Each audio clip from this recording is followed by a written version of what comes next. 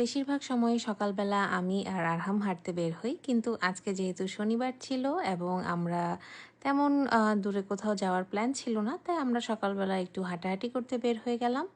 এবং ওয়েদারটা খুবই সুন্দর ছিল, যদিও বাইরে অনেক বেশি বাতাস ছিল।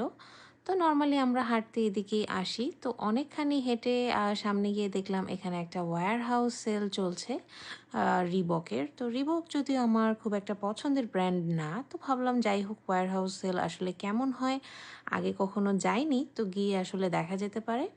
তো গিয়ে আমার আসলে প্রথম দেখেই এত একটা ভালো লাগেনি, খুব কেমন জানি অদ্ভুত ছিল।